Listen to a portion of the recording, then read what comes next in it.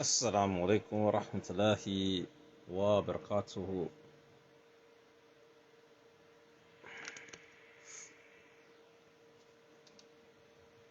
I'm back on Facebook. I want to make a little video, a short video, talk about this topic. It's a very good topic I hear some Muslims, African American Muslims, are talking about pertaining to systemic racism in the U.S. Um, should black people fight or flight? Should black people in America dealing with systemic racism, should they fight it or should they take flight, meaning flee, go to another country? And this is a good topic that a lot of the black conscious community, whether Muslim or not, are talking about uh, due to the high rate of police brutality against blacks, systemic racism of the legal system, and the U.S. laws that are working, meaning that when you see police kill black people, when black people getting harassed by the police, when police kill blacks, when the legal system do nothing about it, we understand that this is systemic racism. It's working. The laws of systemic racism is working. Despite African Americans in the U.S. fighting for their civil rights or civil liberties, and seeing from the civil rights movement for ending of Jim Crow laws, ending of segregation laws, and laws that have been passed through to affirmative action from the civil rights movement, we still find black people at square one. All right? We still find people back to the same old thing, still dealing with systemic racism from whites, and still in being killed and oppressed or redlined through white systemic racism against blacks. So the question now is, do black people fight or do they take flight? Meaning, do we fight the system that is oppressing us, or do we migrate to another place, another country that seems to be less trivial for blacks? Either go to another Western country, or go to Africa, or go to another country that is open for black peoples to go there, with little, with at least not dealing with the same type of systemic racism. And I have my own opinion about this particular topic. Do black people in America fight, or do they go somewhere else? Do they migrate to Africa? Do they migrate to another Western country or Asian country that does not have the same systemic racist systems that's targeting blacks by killing them and incarcerating them at a higher rate? So do black people fight, meaning in US, do they challenge the legal system? Do they take up arms? Do they fight against systemic racism with taking arms? Or do they fight systemic racism through the legal system? Or do they fight systemic racism with both of these approaches? Or do they just get up and leave, knowing that there is no win for blacks in America? In my opinion on this topic is going to be very broad and very detailed and broad. I truly believe that black people in America, no matter what you do, no matter where you go, no matter if you fight or you flee or you take flight, none of these things are going to be the solution if black peoples in America still have that self-hate. And what I mean by self-hate, none of these things are going to work. Because say you do fight, all right, you want to fight, whether it's through the legal system or it's through to take arms, black people, when it comes to fighting white supremacy, systemic racism, We have no wins on that area. Why? Because black people, we are still fighting and killing each other. All right? We're still fighting and killing each other. And I'll give a description of what I mean by that in a few seconds. Pertaining to fleeing or taking flights.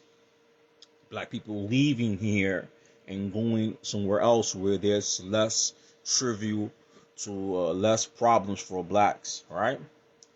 There's a problem with that. Goes back to the mind setting of black Americans. If you don't have the mind setting and you don't fix the self-hate, no matter where you go, you're going to still have problems, right? So, for example, if you're black and you're saying you want to move away from America due to systemic racism, and for example, you go to another Western country like Europe, like United Kingdom. Well, in United Kingdom, white supremacy, that's the origin of white supremacy is it's Europe. The origin of white supremacy is Europe. So if you go to another Western country, a European country, you're still going to deal with racism from whites. You're still going to deal with prejudice from whites. You're still going to deal with aggression from whites, no matter where you go. Now, if you go to an Asian country and you're black, you're still going to deal with racism, anti-black attitude against blacks. Maybe you don't have to worry about police shooting you or shooting your children, but your children and yourself still gonna have to deal with racism, right? Because when you migrate to another country, you're not a citizen of that country. You migrate to another country, you still are not a citizen of that country. So your rights are going to be limited. You're not a citizen. You're a resident or have a visa, right? If you go to Africa, which might be a good idea for blacks who want to be entrepreneurs in America, that could be an option. But if you're going to go to Africa thinking you're going to find um, black unity, you're going to find that many Africans are more tribal and have more self-hate than the average American. If you go to Africa, you're going to find Africans, they are very tribal and might not accept you, right? And they're going to be tribal depending on where in Africa you go, right? Because some are friendly, some are not. And if you still have this self-hate of self and you go to some of these countries and you're not dealing with the real reason or the real problem with black people in America, which is self-hate and don't have unity, if you go to another African nation, you're not going to remove that. That's not going to be removed from you automatically. So when you go to these nations and you're going to see trials and tribulations that be in these countries because it's not a Western country. They don't have the Western system, meaning that it's not a first world country, it might be a third world country. So there's some luxuries that you're not going to have.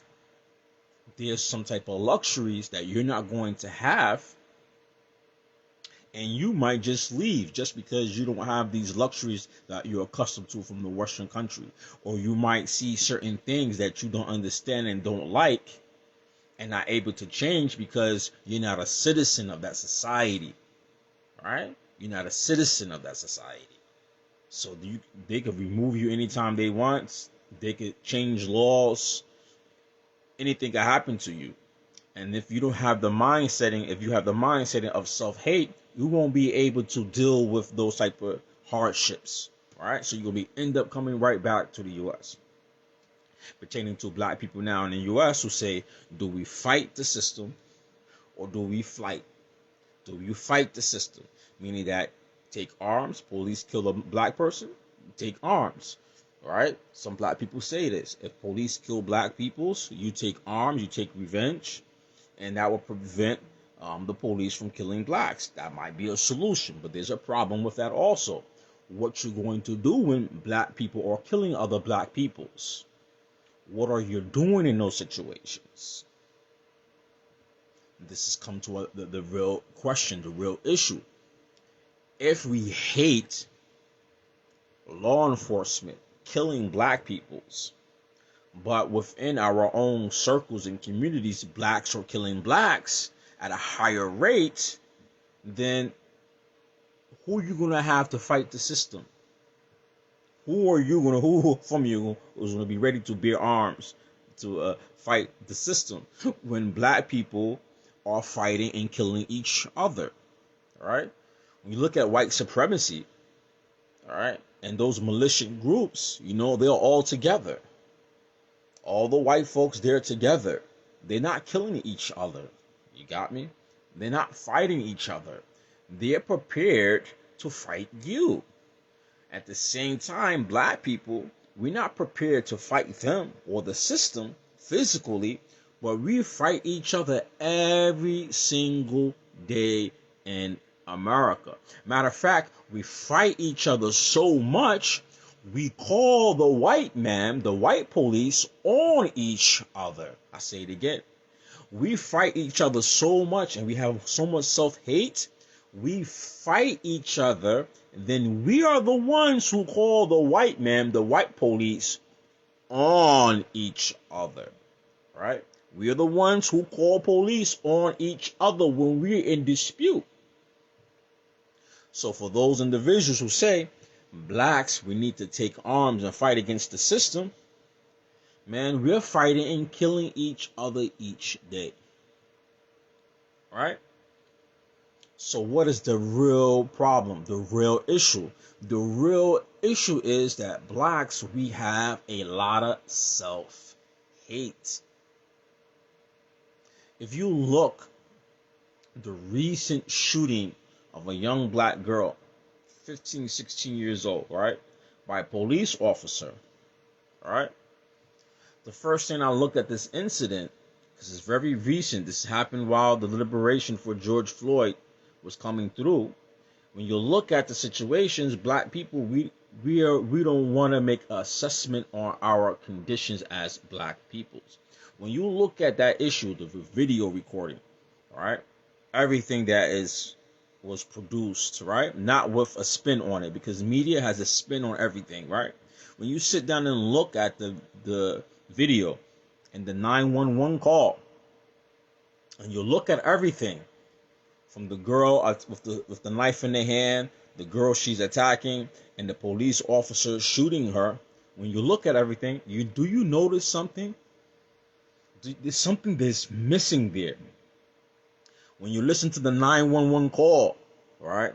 When you listen to the 911 call, you hear some voices. You hear the person calling on police. There's something missing in the call. There's something that you can't hear in the phone call, but it's very obvious. This thing is very important. It's missing in the 911 call.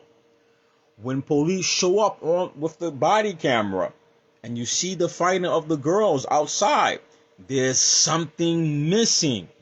And what's that's being missed? There's no black men. There's no men there. There's no black man nowhere. The 911 call, I don't hear no black man. I hear emotional black woman on the phone talking about what's happening. I don't hear or see any black men involved. So even looking at that from that certain view, there's something morally missing. There's no men. Because, men, we have the power to stop our children from behaving a certain way.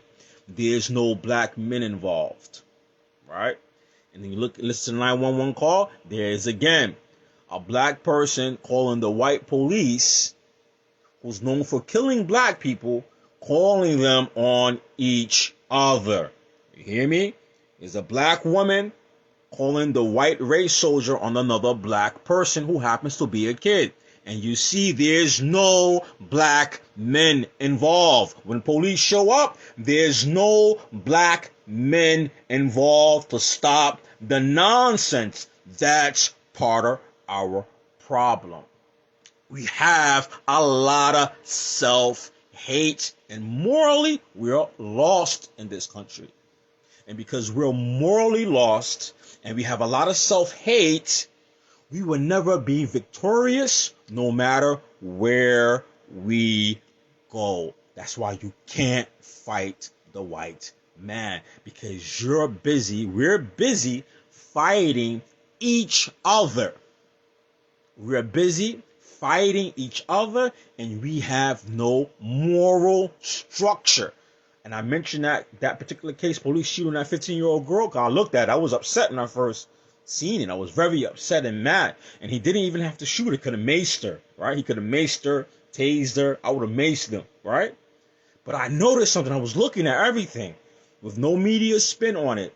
I noticed from the 911 call and from when the police got there, there's no black men. No black men. There's no black men, adults. No black men, adults. Maybe it's a beta male somewhere. Maybe some beta male around. There's no black men involved to step up and stop the nonsense. You got these women with no men or beta men around, and they're allowing these females to behave this way, and no one's putting a stop to it. And then we, with the self-hate, when we get into the problem, and these women raising these kids by themselves, these single women with no real men around, when they get into problems, when blood is spilled, when people are upset, we call the white race soldiers on each other. And then when police come about, the white man have no mercy. He see all you niggas as savages. Female, male, all of you savages. What he do? Y'all like animals, so I shoot you like an animal. If you behave like an animal, I shoot you like an animal. That's the white man's thinking. This is who the white man is. You act like savages, you get treated like savages. So he has no mercy. Common sense probably would have told, hey, mace her, mace them, mace all of them fighting. Mace all of them. No, shoot and kill. Don't care. 4 shots. 4 times. 4 shots. It's like, you ever see when police come and this stray dog in the street attacking somebody? The police treat the dog with more mercy. Police treats the stray dogs who attack people in the street with more mercy. They would taser the dog. They will call special organization or police or organization dealing with stray animals and veterinarians dealing with emergency cases of dogs in the street and stuff. They will call one of those peoples, or they would taser the dog or put the dog to sleep and won't kill it, but they will kill a black person in the altercation. And if the dog's attacking somebody, the white man won't kill the dog, because the white man said the dog is the best friend. So white man see a dog, the dog in the eyes of the white man has a higher level than the black person. So the Negroes, we have a lot of self-hate. So we talk about fighting the system. How are we going to fight the system when we're fighting each other? How are we going to fight the system when morally we hate each other? We hate our skin colors. We hate dealing with each other. We don't know how to deal with each other. We don't even know how to spend money with each other. So how are you going to fight the system when we have the self-hate with each other? And for those say either you fight or flight. See, in psychology, when a person is in a very high tense trauma situation, right? When something happened, the body starts either do 2 things. The body is going to be prepared to fight or flight. That's something natural, meaning fighting the situation to stop it, or fleeing from it so it doesn't harm you, right? So black people, when we get in a certain type of situation, especially with systemic racism and policing and what's going on, so we have 2 peoples now, 2 groups. One is fighting, one wants to leave. We can't even make agreement on what we want to do as a group of peoples. That's the only solution. The only solution that I hear people talking about for blacks, either you fight the system, whether it's physically or through the courts, or you just flee. Black people can't even make a decision on what they want to do. One decision that we need to stand and do. Why? This is a sign that we don't even have unity because we can't even make a decision. Some of us say, hey, you have to leave. The other ones say you must fight the system. We can't even make an agreement on what to do as a group of peoples. Fight or flight. That's the only option. We can't even sit down and have a discussion about it because fleeing doesn't solve the problem. Fleeing from something doesn't solve the problem. Fleeing doesn't solve the problem of systemic racism. Fleeing from it doesn't remove systemic racism. Because when you fleeing, where you going to go? Tell me where you're going to go where white supremacy don't rule. Where you going to go? Europe own Africa. Europe, Western countries own Africa. Majority of its leaders are educated in the Western hemisphere. So the leaders of Africa or the countries of Africa are ran by the Western world. That's why they take all the resources out their country. So where are you going to go? Where are you going to go to and flee white supremacy? Tell me where you're going to go. See, black people, we don't want to deal with our self-hate. Our self-hate is the origin of our problems and why we don't have unity. You notice the white man, he has unity. I'm going to show you how a white man has unity. Look at Israel. Israel is a good example. America support Israel with military help, financial help, and political help. Right? And Israel oppresses the original people of the land, the Palestinians, right? Oppress them. Why do America, I'm going to show you how white supremacy works. Why America supporting? You know, some of those Palestinians and Philistines, some of them are Christian. Every Palestinian is not Muslim.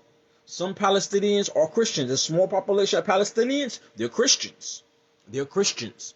The Israelis, they're Jewish. They're not Christian, right? So Palestinians, Muslim majority, and Christian minority, right? The U.S. government doesn't support the Christians in Palestine. Doesn't support those Palestinian Christians. The U.S. government support the white power structure who happen to be Jewish. So, white supremacy, your religion, Jews, they're white. The Christians believe in their faith that the Jews have something to do with the death of Christ. Yes, it's part of the Christian's faith. The Christians also believe in their faith, right? When the false Messiah come, he's going to be Jewish. They believe that. That's part of Christian doctrines. There's former Jews, Christians who believe that when the Antichrist come, he's going to be Jewish, and the Jewish people are going to follow him. They believe this. This is what Christians believe, right? But you notice the white power structure in America, who happen to be Christian, they don't support the Palestinian Christians. They support the Israelis, Jews, Zionists, who are whites, who origins are from Europe. They support them. So religion has nothing to do with American government supporting Israel. It has to do with being white. So African Americans in the U.S., we don't even support each other. We fight each other over religion while we all being killed and bombarded with the same thing. We fight each other over stupid things. We fight each other over things that we don't even own. We fight over things which we don't even own. White men own it, and we fight over it. So when we're able to deal with the self-hate, there's no longer a question. Either you fight or flee. Fight or flight. It's not a question, because if we have unity, whatever we're going to do it as a whole. We're going to do it as a whole. Even in that discussion about whether black people should flee from America or fight here, that shows that even in this discussion, we don't have unity. We don't make a decision by our race. We don't make this decision by a race. What's best for the black people in America? We can't fight because we don't have unity. We're fighting each other every day. Every day. You know, I know police laugh at us. Police laugh at black peoples. The white, racist police officer laugh at black peoples every day. Police officer in general laugh at black people every day because the majority of people who's calling the police are black people calling the police on other black peoples because we have no moral compass and we have a lot of self-hate. So police laugh at us. They laugh at us all the time. They laugh at us all the time. Why? So these niggas, man, the niggas talking about on police killing me. Okay, no problem. We stop answering them 911 calls. That's all police got to do. We take our time. We don't answer all these 911 calls because the majority of people calling 911, the majority of people who's calling 911 in these black communities are black people calling 911 on other black peoples. Something is missing here. The moral compass is gone. The self-hate is real amongst blacks. And then the other black people who say that we have to flee. I listened to a brother give a beautiful talk about George Floyd, the verdict. I heard some brothers talk a good topic about this. And one of the brothers said, then we have to leave. Fight or leave. Fight or leave. And I'm saying to myself, yo, man, you living in a Western country. You in Europe. You in Europe, man. You fleeing America, going to another white nation. You're going to the head, the origin of white supremacy. You living in the origin of white supremacy. So if black people are going to leave to go where? Leave to go where? Go to Africa? Who's that guy? Ernest Chauvin, that white guy who worked for the U.S. government, who gave up all that information about how the U.S. government is spying on its citizen, right? Where did he go? Where did he go when the U.S. government was coming for him, right? Because he gave up all the news, all the information about the U.S. government spying on Americans, right? Where did he go? He didn't go to Africa. You notice that, right? He didn't go to Africa, and he didn't go to no Arab countries. Come on, man. Gotta use some common sense. Why this dude didn't go to Africa? Well, first thing you know, America, Western countries rule Africa. Rule their leaders. He didn't go to no Middle Eastern country because the Western governments also rule and control their politics. He went to Russia. He went to what? He went to Russia because he know that American government don't rule, have no say-so in Russia. That's why he wanted to go to Russia. You know, any other European countries, any African countries, any Asian countries, the American government have say-so or rule their country. All right? Showing you, if black peoples, if you talk about you want to leave America now to get away from systemic racism, where are you going to go where you're not going to see white system controlling and running everything? Where are you going to go? Where are you going to go? I mean, there's some places you can go. Where are you going to go? I can see somebody go somewhere because there's less problems for them because they're black.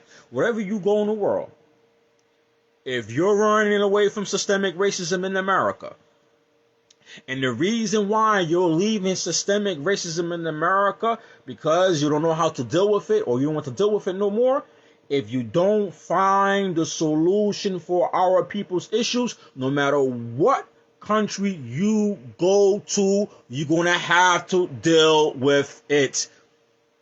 If you're running away from America for systemic racism because black people does not want to take the responsibility to stand up and be moral, right peoples and stop the self-hate of each other, no matter where you go in the world, you're going to find yourself still without the solution and you're going to find problems there. No matter where you go, you're not going to be a citizen of this country. So that means that you're not going to have 100% rights. And you're going to feel some type of way about it. If you go to Africa, you're going to still deal with self-hate. Because our self-hate for our black skin, our self-hate that we have, its origin comes from Africa. Why? How do black people get into slavery in America? Africans sold other Africans as slaves to Arabs and Europeans. That's how black people got caught in slavery. This is how we end up in America. Africans selling other Africans to the white man and to Arabs. So black people, we have a lot of self-hate. If we don't deal with this issue, no matter where you go in the world, you're going to have problems because the self-hate issue is not being dealt with. So you go to Africa. Africa has self-hate.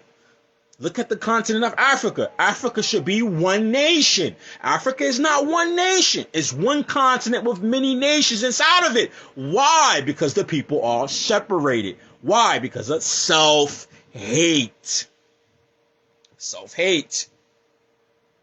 That's why the Europeans control the resources in Africa. Because Africans have self-hate. And when you have self-hate and you hate each other, then you are easy people to conquer over. So no matter if you go to Africa, you're still going to have the same problem. Self-hate. No unity because of self-hate. So no matter where you go, you're going to have problems because you didn't deal with the original problem, the self-hate. Black people in America need to remove from themselves self-hate. That is the Black Revolution. The Black Revolution is an evolution. The Black Revolution is an evolution, meaning you're going to make change. And the change that we need to make is the cognitive change, the mental change. Remove all these things from our mental state, the self-hate. We must remove these things from ourselves. The self-hate. Because if we remove self-hate, then black people have unity. Why? Because we all have the same objective. We want to preserve ourselves.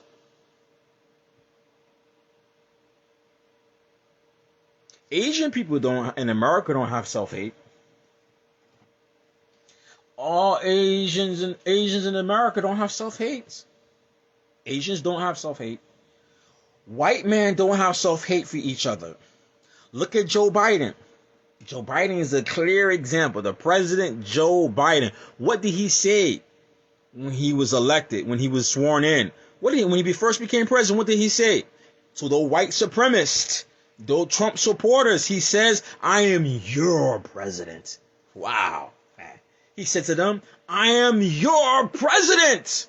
Meaning that I have your interests. You're part of my interests. I am your leader. He didn't say that to black people. He said that to the Trump supporters, to the white supremacists. He letting them know that he is their leader. He's thinking of them. This is white people supporting each other even when they are wrong. That's why Biden say that. Even when they're wrong, Trump supporters are wrong and they're racist. Even though they're wrong, Biden said, I am your president, meaning I'm thinking about your interests. That's somebody who loves his white peoples, no matter if he disagree with their policies and politics. Negroes don't have a clue about anything. Our peoples don't have a clue. We have a lot of self-hate. Even Joe Biden, he's Democratic. Well, he told these racists, I'm your leader. I have your best interests as your president, even though you didn't elect me. He didn't say that to black folks. He didn't say that to black peoples. Even though he disagreed with their politics. Even though well, we don't really know. He might not disagree with their politics. He might just have another measure or another medium to get to their goals. Their goal might be to be aggressive. His goal might be the same as theirs, right, with white supremacy, but he wants to takes the passive way. Because the passive way rock niggas to sleep. He's like, what? His passive way rock niggas to sleep. Meaning singing kumbaya with you guys. Kumbaya. Holding your hand. Virtual signaling. Black woman vice president. Whose career was made by putting blacks in prison. Right? Virtual signaling with Negroes. Right? rocking black people to sleep with that black vice president, because now we think Biden's for black people. But when Biden got in the office, he told those Trump supporters and those Republicans who didn't vote for him, he said, I am your leader. White man supporting the white man, even if he disagreed with him. Black people, we have disagreement, we don't have nothing to do with each other. Matter of fact, we kill each other over the most stupidest and dumbest things. We have to heal ourselves. And the way that we heal from ourselves, we must admit. You ever see somebody go to like AA meetings? People have drug addictions. They have to admit their drug abuse. The reason why they're there, because if they don't admit their drug abuse, then any of the therapy that they're going to get is not going to work. And even in therapy, from the therapist, psychologist, you have to somewhat understand, want to be there to get the therapy. If you don't want to be there to get the therapy, then it's not going to benefit you because you don't want to be there. Same thing with the person who goes to the AA meetings. He has to admit his abuse so he can get what? Help. No, recognize he got an issue. If black folks, we don't recognize that we have a lot of self-hate, we're not going to get no therapy. We're not going to have no unity. Black people in America we have a lot of self-hate. And because we have the self-hate is the why the black community have no unity. That's why I could go in the hood in New York, where I'm from. I could go to the all black neighborhoods and see that Arabs got liquor stores and selling poison, and black people got no problem with it. Black people don't got no problems with it.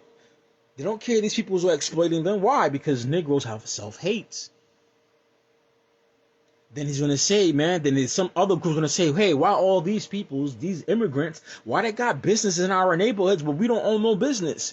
And then at the end of the day, you're patronizing him. You're going to go and shot from him. Why? Because black people, we have a lot of self-hate. We're accustomed to people taking advantage of us who don't look like us. And then when a black person takes advantage of them, then we want to fight that black person. That's self-hate. When the black person take advantage of another black person, whether it's doing crime, whether it's being corrupt, we get mad. You want to kill, you want to fight. But when the non-black does it to you in your neighborhood, you're not killing them. Why are you not running them Arabs out your neighborhoods? Why are you not running them Asians out your neighborhoods? Why are you not running all those non-black people who's exploiting your community? Why you don't run them out? Why you don't run them peoples out? Why? Because we have self-hate. We have a lot of self-hate. We're not ready to fight nothing because we hate each other, man. You know, we have a lot of self-hate. We have no moral structure. Our moral structure is very weak. You know, one of the things that made me embrace Islam when I was young is when I was in high school in global studies, we was learning about world history, right? And one of the first things that made me interested about Islam is that first, you got to think about American education system, which glorify European culture and Western culture, right?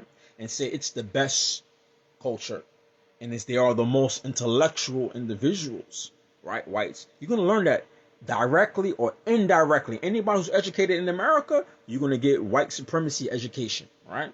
So when I was in high school, global history, I learned in school. Oh man, the Arabs, the Muslims, they fought off the Europeans in the Crusades, even though centuries later they conquered them.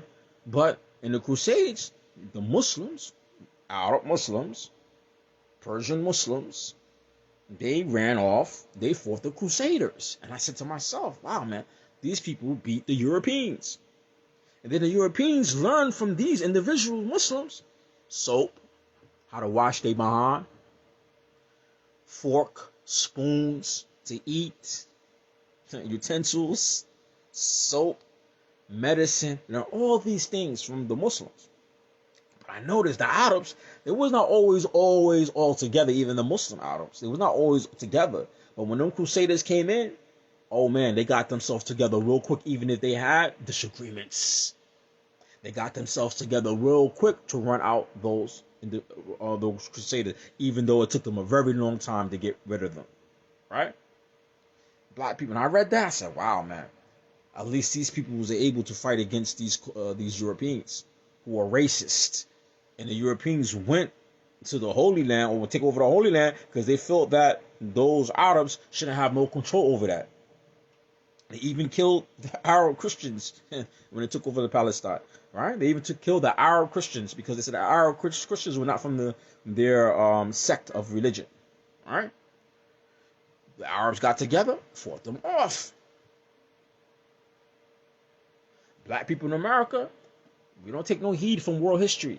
When I seen that as a kid, I learned that in high school. I said, wow, man. These people's religion is the reason why they ran these peoples out. They were able to unite each other. Blacks in America, we have no formal training from our own peoples. We have no formal training or education that's from our peoples for us. We don't have that. We don't get that in school. When you go to school every day to public school, you don't get nothing formal or education that is best for a black person in America. You get a white man's education that benefits the white structure. So if you're black and you're being educated in America, you're going to learn how to support the white supremacy power structure. I don't care. You can get it directly or indirectly. If the person's not a black person, not have a high intelligence, then he's not going to realize that he's getting a white supremacist education propaganda. He's learning in school white supremacist propaganda.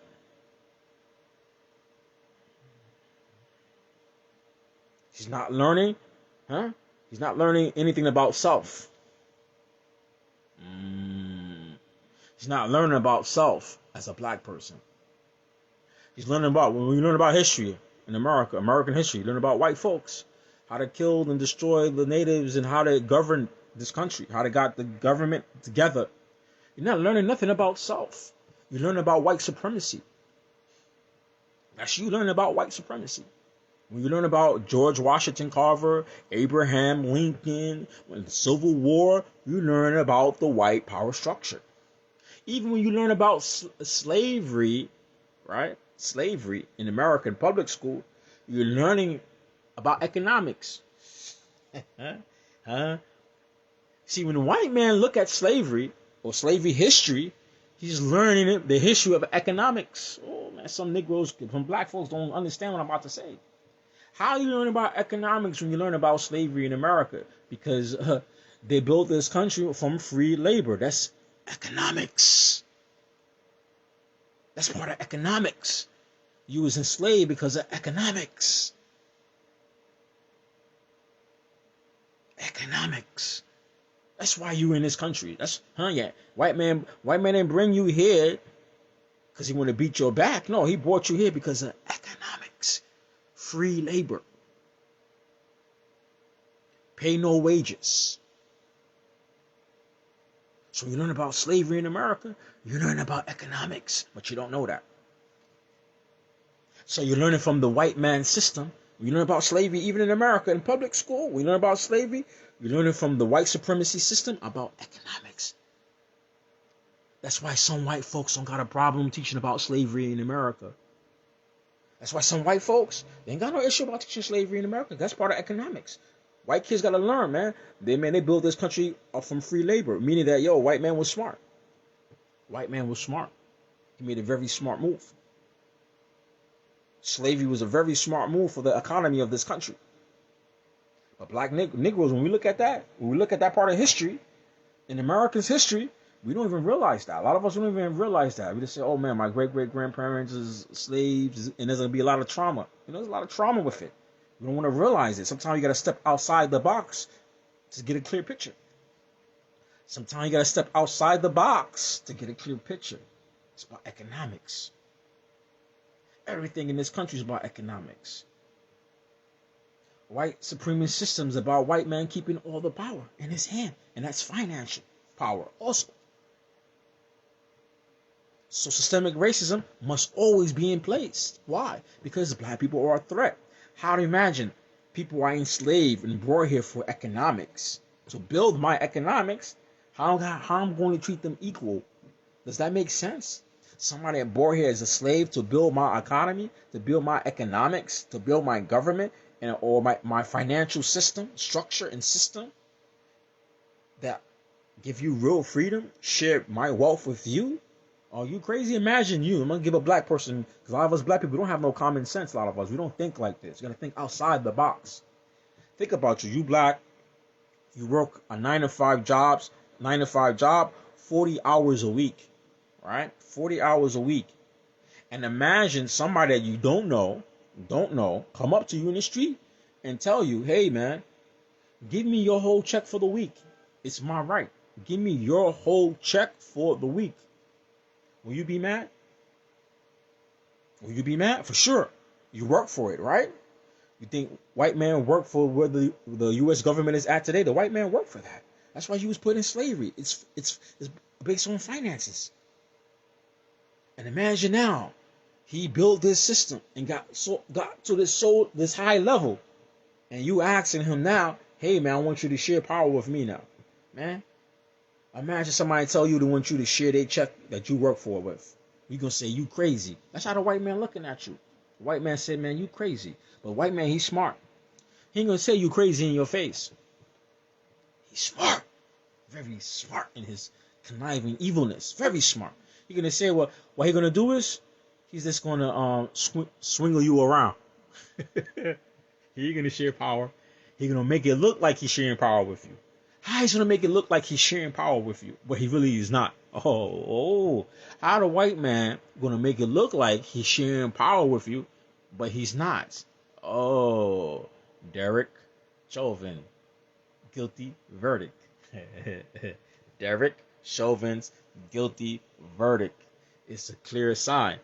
White man don't want to share no power. White man don't want to get rid of those systemic racism in the laws and legal system, because that's what keeps him in power and keep you in the position where you at. So what he do?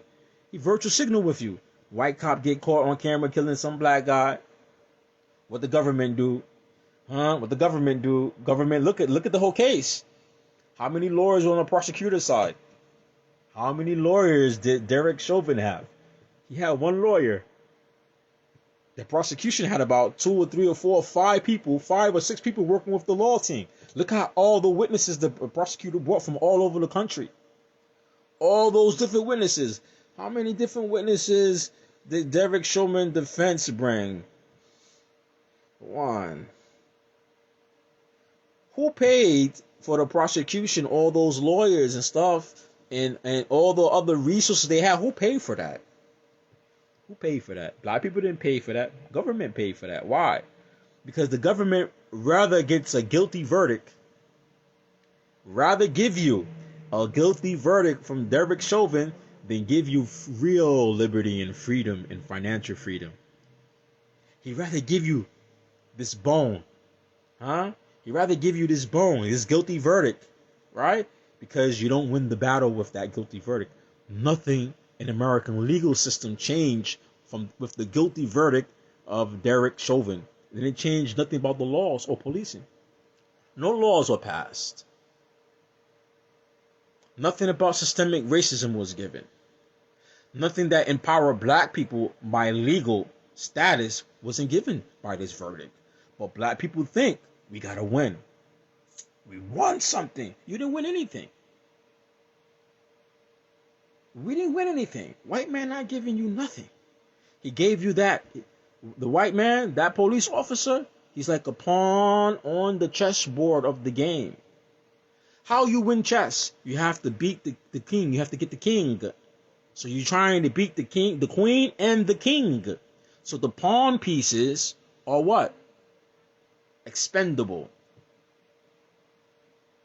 Expendable.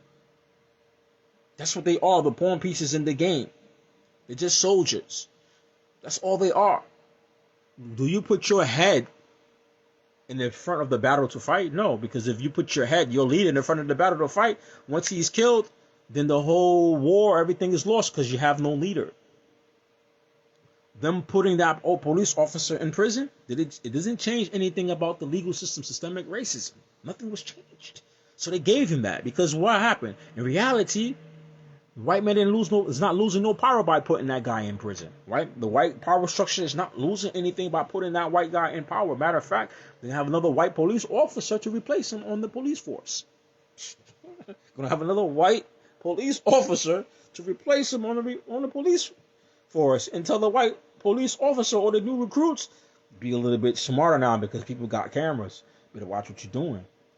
But they're not gonna change nothing about the legal system. They're gonna change nothing about systemic racism in the law. Black people, yo, we gotta wake up. We can't wake up if we still fighting each other. We can't wake up and change anything if we still don't have any morals. See, as I said before, white man is not giving this up. Imagine you have a company now. I'll give you another example. You have a company, all right? You have $1 million company, an invention that you made, right? And once you formulate this idea or device, whatever it is that gives you this type of income, and you own all the rights for it, and you're making money. Imagine somebody come in on the office one day and knock on your door. Somebody you don't know, somebody that has none of your expertise, somebody did not sacrifice, who didn't do none of this work, come in and say, "Hey, man, I demand, you make me the CEO of your company. This company of yours is my company now." What you would do? You would say, "Get the hell out of here." Right? You're like, "You didn't put none of this work in. You didn't put none of this work in. Why should I give you my job, my head position of my company?" Right? You're going to say, "This person is crazy. Man, get out of here, man." You say, "This person is crazy." Right? That's how the white man, the power structure, should look at black people when they said they want to end systemic racism and want the white power structure to empower black peoples and to get rid of systemic racism. That's how the white man look at you. Like, "Yo, man, we built this." White people saying, "We built this country." They did build this country. The physical labor, you guys built. The intellectual thinking and structure of the of the country, white man did it. You think the white man is going to release that and put it in the hands of black people or share that power with them, with black peoples? White men look at you crazy. You're going to say, "Oh, but we are the children or the ancestors of slaves." It's like, and that's the point of slavery. We did all the killing and slaughtering. We the one who sold our souls to get to this level. We the one who destroyed civilizations and peoples. Non-whites, we the one who destroyed it just to make a place for other whites to come and live. You think they're going to want to? They did all this work, all this bloodshed, all this killing, all this murdering and massacring, just to now share it now with the people who they conquer over with, to share it with you, the people who they conquered. They're gonna say, "But you guys wasn't smart enough to do this yourselves. So why are we going to give you this position?" Look, even the white man who's not racist, per se, if there's such, right? A white man who's not racist, think about it. You're gonna say, if you blacks have a lot of self-hate, you're always fighting each other, right? And you're not able to keep or to have a certain structure where you are empowering yourselves. If you're not able to do that, and the main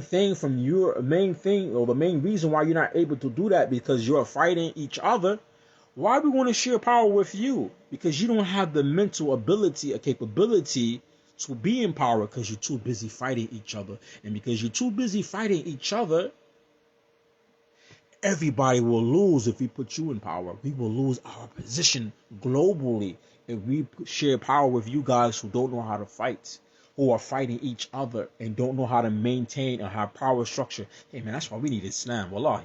To me, in my personal opinion, why black folks need Islam. They can't do it with Christianity. White man didn't get to his structure where he at with Christianity either. He can't do it with the church. The church just care about tithes and getting money.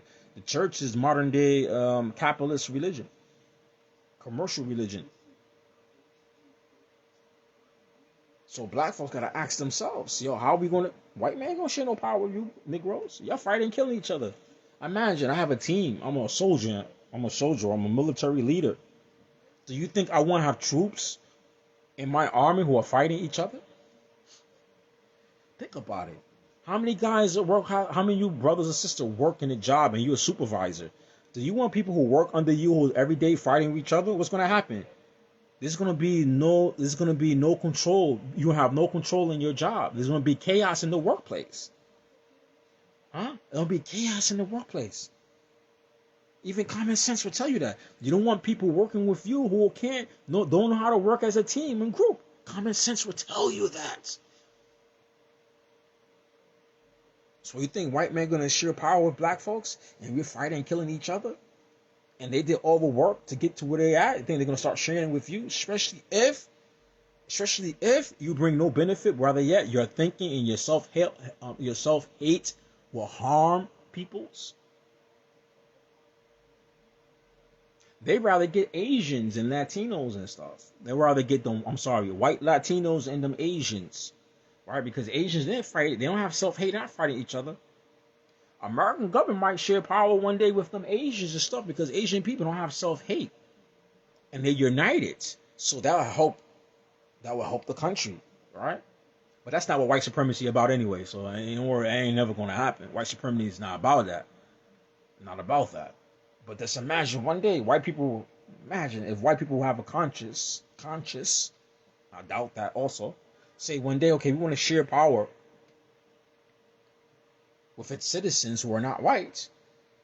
And you won't be the first choice. Why? Because black people, we have a lot of self-hate. Imagine people who have self-hate now in power. Ooh, man. Imagine black folks who have a lot of self-hate, who are killing each other. Imagine if they get power. Man, they lose the country. So before black people could talk about fighting or flight, we talk about removing from ourselves self-hate. And learn how to live with each other as black peoples. If we don't focus on that, you will never have any success wherever you go, wherever black people go.